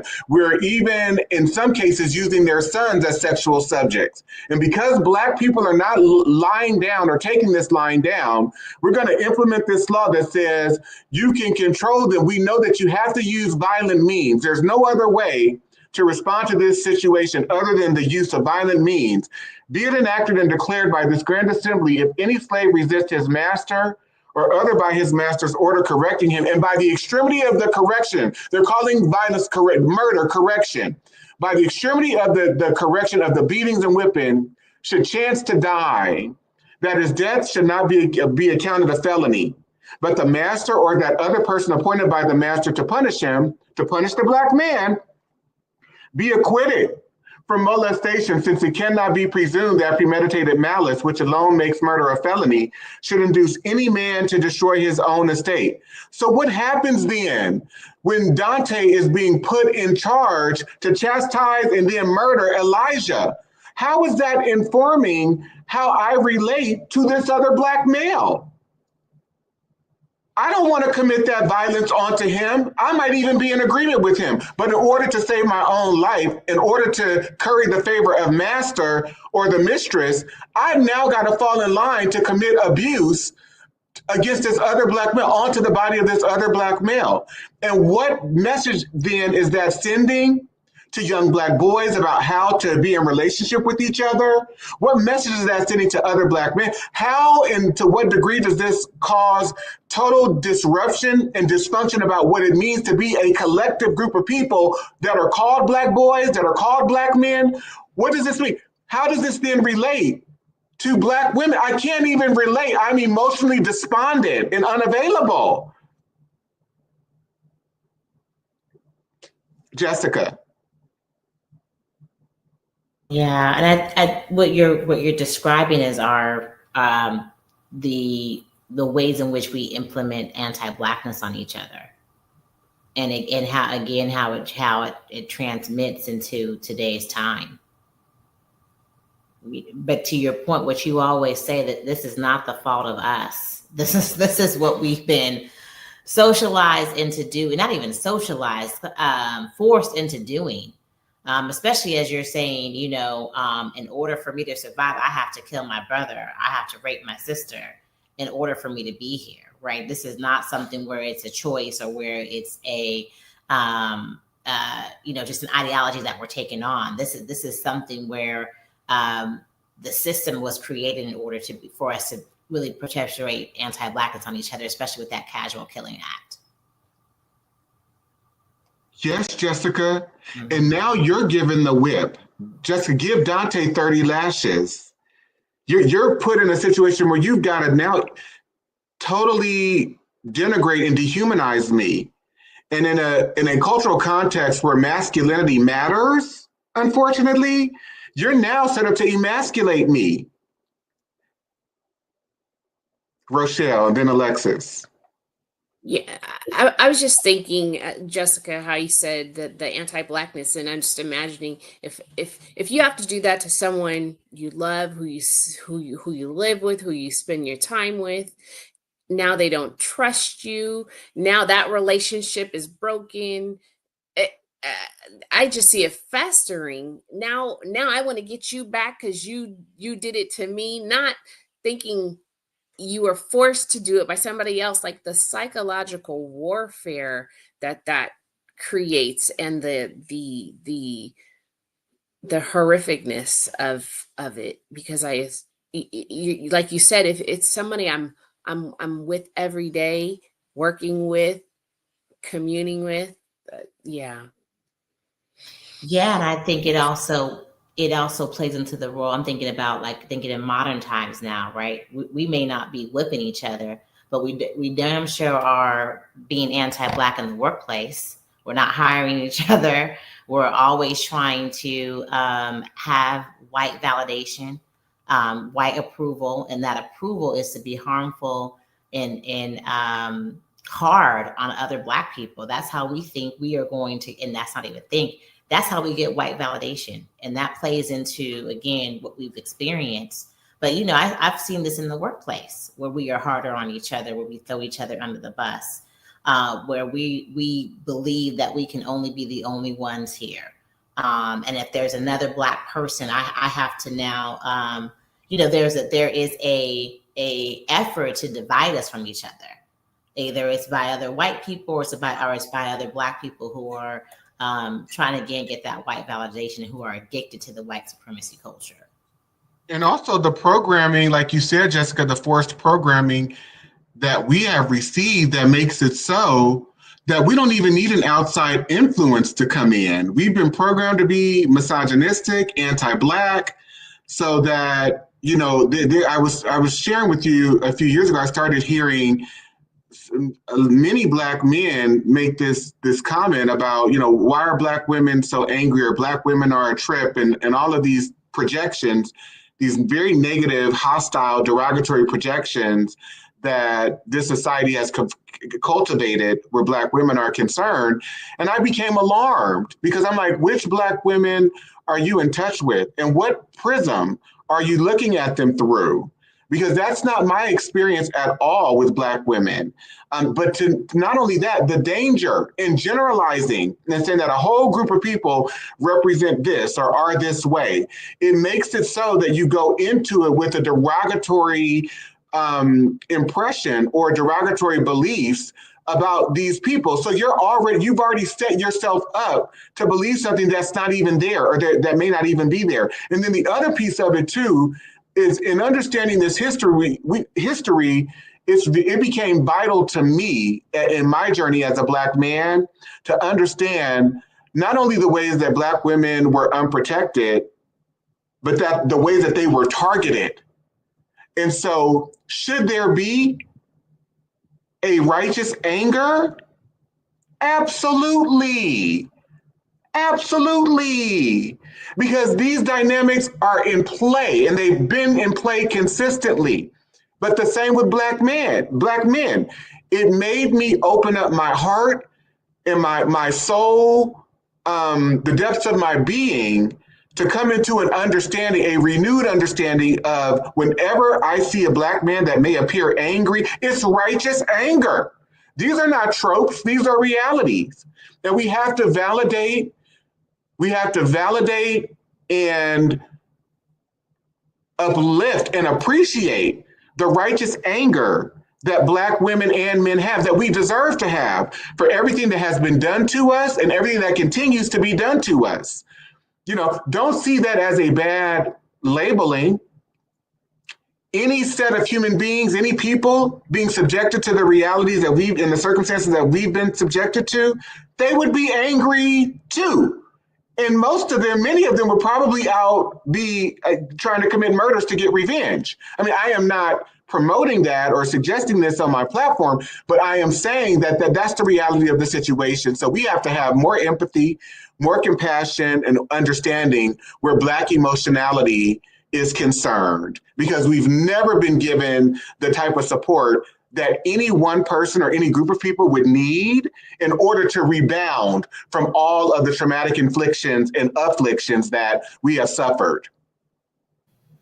I wanted to add in, all of this is making me think about the detachment that also had to happen for survival. So when I was thinking, like, how are the people doing this and what do they have to do to be able to hit my brother or rape my sister or whatever? It's the detachment, right? I feel like we often or all can lean into the understanding that enslaved women had to detach from their children because they could be gone at any moment, right? But the same thing had to happen for men who were forced to go to these breeding farms. They didn't even know when they never probably even laid eyes on the child, and they had to detach from that and be okay with that. So just thinking that, yes, there's programming and socialization, but there's also this detachment that at one point was for survival that we need to correct now, right? And that could be why I can't see your perspective, you can't see mine, because I have generations, epigenetics of detachment. And Alexis, you're making me think about those children that were taken and where Black men were present and they wanted to be fathers and be involved. To have a child taken away from you as a man, it sets you up to not want to love anyone or anything ever again at all. At all. And I think the women are forced to a degree because the child comes through your body. So that's a different experience. But if I'm a man and I'm having that happen to me, I've not gotten to father any of my children. I also saw them taken away and sold and all of these things happening to them. And I also could not participate in their rearing. I had one of the points that W.E.B. Du Bois makes in the book, Black Reconstruction in America, is that these Black adults had no control over their children. The masters had control. The mistresses had control. You couldn't even control your own family. And it just brings me to tears and total grief when I think about this, because there are so many ways that the Black male experience is misunderstood, and we have things projected onto us and about us, that we're mad and we're angry, we're this and that. Black men are doing the absolute best that they can, that we can, to survive this treachery. We can't, and oh my God. Jessica. Yeah, no, and I appreciate you both for saying that, because it's a detachment and a suppression of it, right? And having to do that in order to just survive.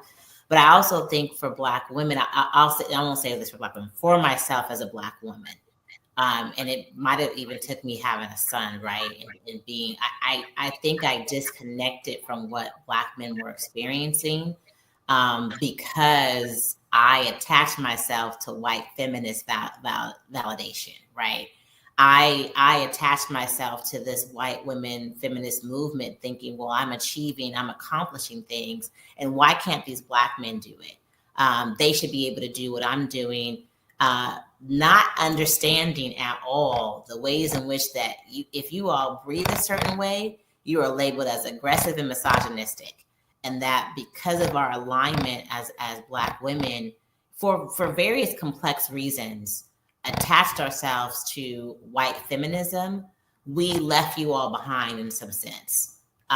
We aligned with a white supremacist structure, thinking that if we became sisters with white women, we would also achieve some type of equality as well. Not understanding that alignment actually divided us even further from you all and lessened our ability to really see your experiences. And, I, as I'm doing this work with you, Dante, have heard and seen so many ways where when you show up very firm and confident, I've seen Black women accuse you of being misogynistic and aggressive and hostile and can't be trusted for you holding us accountable. And so I do think that also has to come into we both, in some sense, we've aligned ourselves. I think Black men have been socialized and aligned themselves in a way with white men, and the way that white men perpetuate masculinity. And we align ourselves with white women in the way that they perpetuate white femininity, not understanding the nuances and the complexity of how our orientation is in this country. Black women are never going to be seen as feminine first. We are always going to be seen as Black. There's no way that our femininity looks different. And I don't think that gets talked about enough, that both of us, Black men and Black women, going into this way because of survival really caused more division with us as well too. And caused us not to see each other's experiences in us surviving this. Absolutely. We cannot see the fullness of the experiences, Jessica, because to your point, there are so many conditions and so many dynamics in the way that it causes us then to relate to each other through our mental distortions of each other. Like, we're not in touch with each other through the truth of the impacts that this reality has had on us.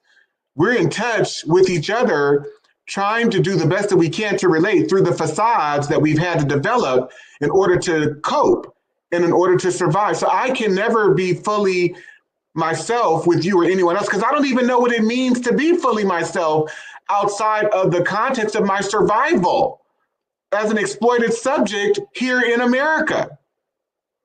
So am I know that I'm truly capable of loving without bounds, but when would I have the opportunity to do that without all of the competing demands of the things that drive me to go after my survival and to try to make it?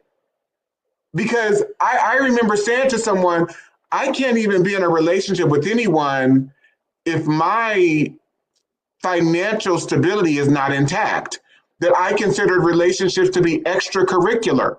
You know, the fact that I worked so hard through my 20s and 30s, that has set me up, you know, to not be around my mom as much as I wanted to. Love my mom. Everyone knows that I worship the ground my mother walks on.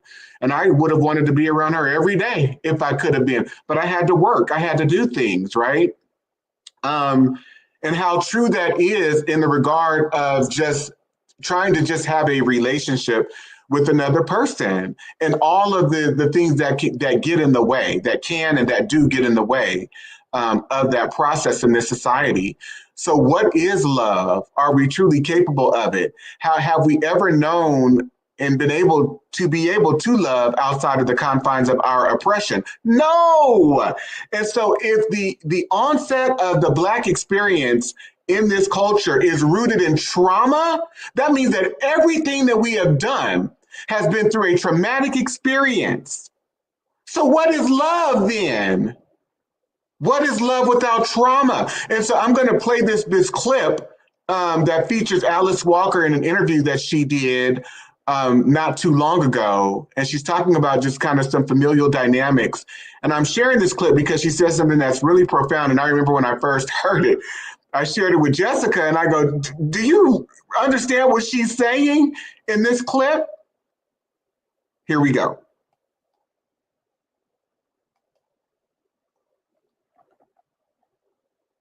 Oh, wait, it's not on. Okay, let me go back a bit.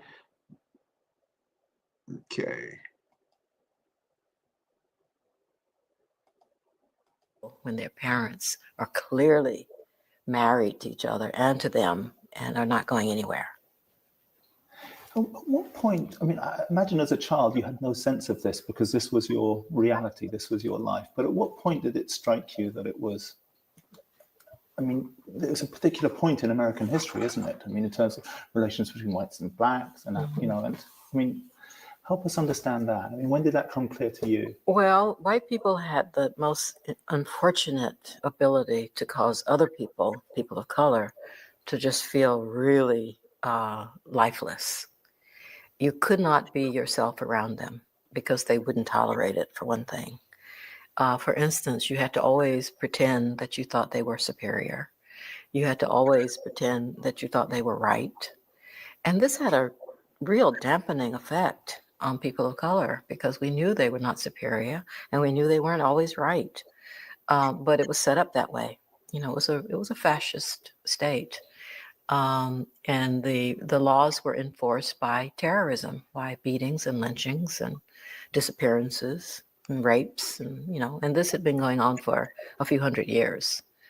So it's really remarkable that people like my parents and my grandparents were able to be people of such grace, even though sometimes they lost it and they were mean to their children or they kicked the dog. But overall, I think it's incredible that they held up as well as they did. Thoughts?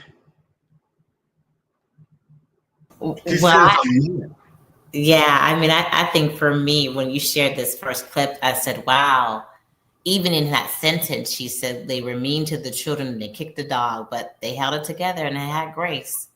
My parents were remarkable because they had such grace. Yeah. But no, grace I'm sorry, Jessica. The conditions, not grace for the family. So the family suffered abuse. The dog suffered the abuse in their rage. But we had grace for the white people that were causing the terrorism because we had to, right? And I think, again, it's an example of the anti-Blackness. And so when you started this conversation earlier, how we parent, how we love each other, it's all been corrupted because we have to go in the world and put on this mask and like she said, pretend that these white people are superior and smart, all to come home and inflict pain and harm on our own. We're harder on our children. We're harder on our partners. We're harder on our dog because we're having to survive terrorism. And as Alexis said, we have to detach and quickly too. It's a rapid detachment because it's going in the workplace and then coming home right after 5 and yelling at the kids, kicking the dog and being so drained because you're having to navigate terrorism. Yes. And so it's a grace that is underlined by fear. It's not true grace at all because you can't have grace without the trauma. You can't have grace without the fear. So I'm being economically deprived. I'm being mistreated and abused when I go out to go to the store, when I go to the job. I'm being made to enter into the back of the movie theater, the back of restaurants. I'm being completely humiliated in my life. And in my experience here as a Black woman or as a Black man, and I cannot give it back. There's nothing that I can do to respond to the people that are inflicting this humiliation onto me and onto my family. And so the only way that I'm able to release is when I get home. And when I get home, I no longer have to pretend because now as the male figure, as the dominant figure in the household, I can unleash all of the negative emotions that I felt that I had to suppress all day. And so that goes into, I might slap my wife around a few times. I might beat on my children. And that's what she's saying, the dichotomy in what she is saying about, my parents being, and I'm expanding this to most Black families, because this was true in my family. My family, my parents were people of such grace, but they beat the children and they had to kick the dog. No, that's releasing trauma and frustration, and most of which is suppressed, emotional suppression, the result of emotional suppression. So it's just very profound. Rochelle and then Alexis, I'll bring you all in for some last remarks. Yeah, what hit me is when she said, we know they're not right, but we got to pretend like they're right. And we know they're not smarter, but we have to pretend like they're smarter. And that still hasn't changed. And and speaking to the release when you get home, it made me think about both sets of my grandparents and how my grandfather was the first Black police officer in where they lived, and it just made me think, like, what did he deal with when he came home? Because there was abuse in the family, from him, and I never thought of it that way. I just thought about, like, how dare you do that, but I never thought about potentially, like, what's the underlying reason. Yes thank you, Rochelle. Alexis? Just some of my final thoughts. I think I'm so appreciative of this conversation and how we need to think about our healing and how we can switch some of these dynamics in our community. Because I think for all the faults that we could put on each other, or like, why is this way? Or as I'm going to speak from a perspective as a woman, right? All these things that I could say about Black men aren't doing this, or they're treating me like this, or they're not taking care of their kids. And it's like, well, who's raising them then? Right. So it's like, where's the accountability for my part in this? Right. And just thinking about the example, like men come and oppress women, but women also oppress children. Right. So like, how do we change that from the beginning so that we can produce different members of society, people that don't have to live in these dynamics or hold on to this past that got us through this point for whatever reason, but now we have the awareness and the ability to make some changes. Absolutely. And I'll just say this too, and this is true for women and men. Please hold your sons and just stroke their faces and rub the back of their hair in their hair and tell them it is okay to cry. It is okay to not have it all together. I am here to be your comfort and your refuge.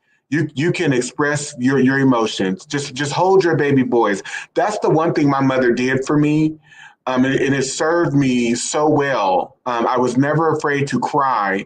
And throughout my life, those releases have just really helped me.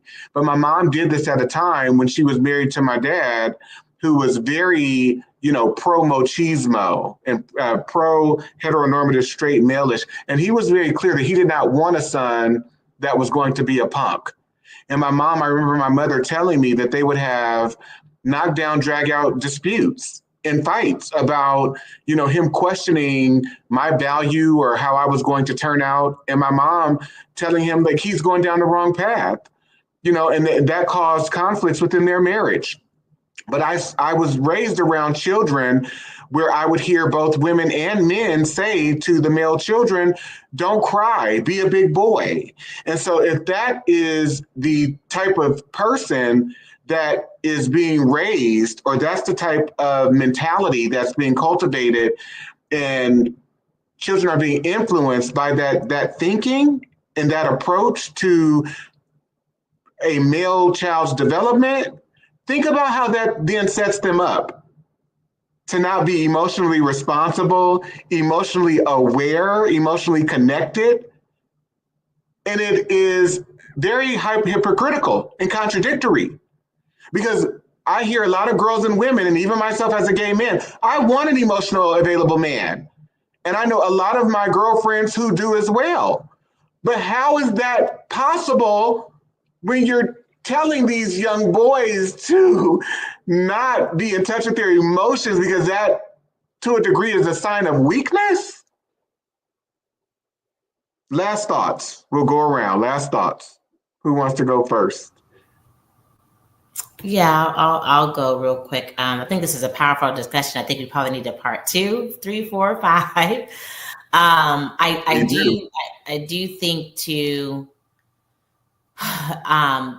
and I'm not to say that there's a solution, right? But just being very intentional and loving each other, because there has been such a effort to divide us. Not even an effort. It's been strategic, systematically to divide us. And I think because there is a power in us being together, right? And there's a lot of work that I think both men and women are going to have to do in order to get us back to each other.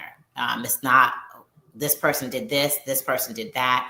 It's a more of how we, as the title of this talk, how we are navigating our love in white America. And it's almost impossible at times to do it. And I think the more that we are able to understand these dynamics and have grace and love with each other, the more we can get back to how we loved each other outside of white supremacy and white surveillance. So yeah. White sociopathic and psychopathic conditioning. That's right. Thank you, Jessica. Rochelle.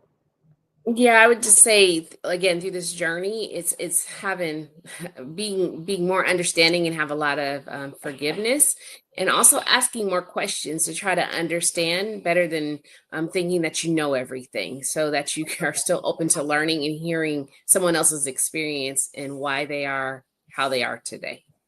Thank you. That's right, sis. Thank you very much. But endless forgiveness, and it's a trip because Jessica and I were having a discussion, and we were saying how we sometimes go back and forth because we're trying to understand these gender dynamics, and we realize the perversion on both sides, in the ways that we've been corrupted by white, narcissistic, psychopathic, sociopathic, predatory behavior, and the psychology of predation. So there's just, to your point, Rochelle, endless, boundless empathy, compassion, forgiveness that we have to be willing to practice tapping into in order to get to that place that Jessica spoke about, that place of restoration. Yeah. Alexis, you have any other last thoughts before we sign off? Just appreciative of this conversation and looking forward to keeping the conversation going. Wonderful. Thank you, Lex. Thank you, Jess. Thank you, Rochelle, for being here. I am just going to share very briefly for those of you who may not have been able to access or watch the docuseries, the Diagnosing Whiteness and Anti-Blackness docuseries, which is a 10-part episodic series that actually features Alexis, it features Jessica, it features Rochelle. It's a docuseries that I produced ahead of my book that actually talks about the themes that we discussed here today, as well as some additional themes that are presented in my book. So please go to DanteKing.com or to diagnosingwhiteness and anti-blackness.com, and you will be able to pull up this page that has the docuseries listed on it. And if you go to the watch page, you can see clips and summaries of each episode, what's contained in each episode. This was something that I produced myself through my nonprofit, which is called Blackademics. So please support Blackademics, please support this work, and please use this docuseries as a tool and a way to start some very important and crucial conversations with your family members, with your friends, as a way to begin a journey of healing if you've not already started. And if you've started that journey of healing, this is a way to continue it. Please also buy the book. You can go to my website, DanteKing.com, and you'll see here the opportunity. You can either get the book, whether it's through like Amazon or Barnes & Noble online. If you go to any online global retailer, you should be able to buy the book from there. But please dedicate, even if it's just 5 pages a day, please read the book if you are Black, or if you know someone who is Black. Please get them this information, because to the discussion that my sisters and I had here today, we have to work on individual and group and collective healing. We really do. If we're ever going to try and survive this and reset who we are, who we want to be, what we represent within and throughout our community. So thank you, everyone. Thank you for everyone who tuned in too. And I look forward to seeing all of you who will attend on July 19th in Oakland, Saturday, July 19th, the Blackademics Boot Camp. Again, 10 scholarships available. Go to the website, submit the contact page if you want to go, and someone on my team will get back to you and confirm with you whether a spot can be reserved or has been reserved for you. Okay, but if you submit a request for a scholarship, please make sure you make it, because if you submit a request to attend and then you don't make it, that's a spot that could have gone to someone else. So I just want to make sure that you're moving as it pertains to this with the greatest amount of integrity and truth and honor. Okay. So again, thank you, everyone. And thank you to my beautiful sisters. Can we give them a round of applause? And you give yourselves a round of applause too. That's right. These are the bosses. Okay. All right. Love you, love you, love you. See you soon.